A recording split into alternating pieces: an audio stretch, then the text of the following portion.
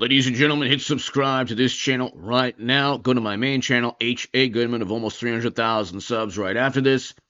This is breaking news. CNN, Iranian intelligence sends word to U.S. on potential talks to end war, but U.S. officials say no active negotiations.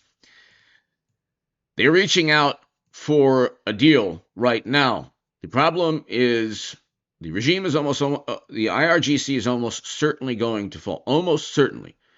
The big issue, the question, is that President Trump is winning the first stage, the first couple days, the first week, 2 weeks. The CIA, mainly the U.S. military, has won, essentially, in the beginning. The issue is the restructuring or the rebuilding, the post-regime fall. It can't be a quagmire, endless war. I am against endless wars. I've written you can read my writing at hagoodman.com and The Hill, The Huffington Post, The Roanoke Times, other publications. I'm against endless wars. Iran's secret outreach highlights Trump's challenge.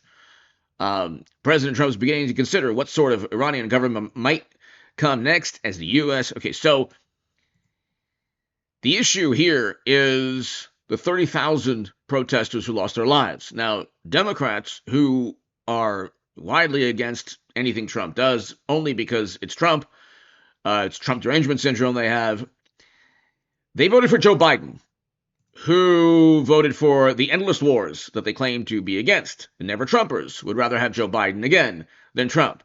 They're the ones with Bush, Cheney, Rumsfeld, Hillary Clinton, Biden. If you voted for Hillary Clinton and Biden, if you're an influencer or pundit, voted for Hillary Clinton and Biden, in my view, as a pundit or influencer or journalist or a voice in politics, your voice possibly is meaningless if you voted for Biden and told your viewers to vote for Biden. He got us into, along with Bush, the endless wars that people then now claim to be against. The issue is that this can't be an endless war. If President Trump is able to help the Iranian people restructure, rebuild, have a new government where there isn't 110% food inflation and shortages. We'll get to that in a second. Okay. Food prices surge 110% in February. So they have major, major problems in terms of the economy. Now, the protest, the people who lost their lives in the protest, that's going to factor in a very large way. The current regime should never have done that. That was just as catastrophic for the current regime as what's taking place right now with the war. They have the highest inflation rate since World War II. They have 110% food inflation, food prices. Okay, yeah, food inflation. They have around 40-50% inflation year over year, but Iran food shortages, God forbid, could take place. I don't say that gleefully. I don't want food shortages, but you can't run a military without food, and you can't run a government or a society without food. Defections are likely imminent, almost certain. Tehran regime fears defections, and that was just during the protests. During the protests, Revolutionary Guard ordered to take control of streets amid fear of defections in army and police. The army and police, there were individuals who did defect. France to increase nuclear warheads, lend nuclear aircraft to European allies. Royal helicopters to arrive in Cyprus. U.S. expected to use British air bases to launch attacks on Iranian missile sites. And you have, ladies and gentlemen, Reza Pahlavi, who is waiting to help restructure and help rebuild. So this is huge. Check it out. Somebody that might be leading Iran in the future, and his family has led Iran in the past. Let's bring in Reza Pahlavi, the exiled crown prince of Iran.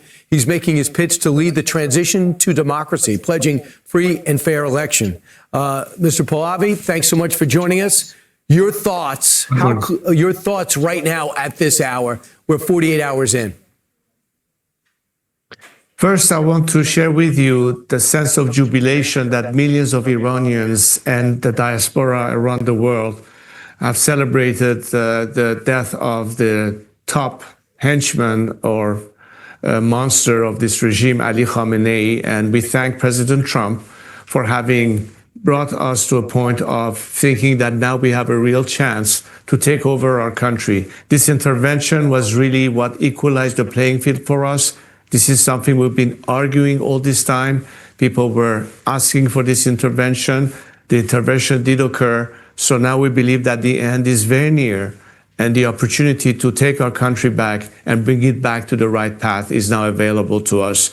The Iranian people are now mobilizing for it. I've cautioned them to wait for the entire campaign to pan out, so it's safer for them then to re-enter the streets, and hopefully this will happen very soon. So here is the foreign minister talking about his reality on the ground. So the first stage, the first couple of days, President Trump, the intel agencies or CIA, well, President Trump, the U.S. military, I should say, has won. They've reached out. So officials within the IRGC have reached out to end the war. Problem is, there has to be a completely new regime or some type of regime modification to where current leaders are willing to just play ball with the U.S. Hit subscribe. Go to my main channel right now. Thank you.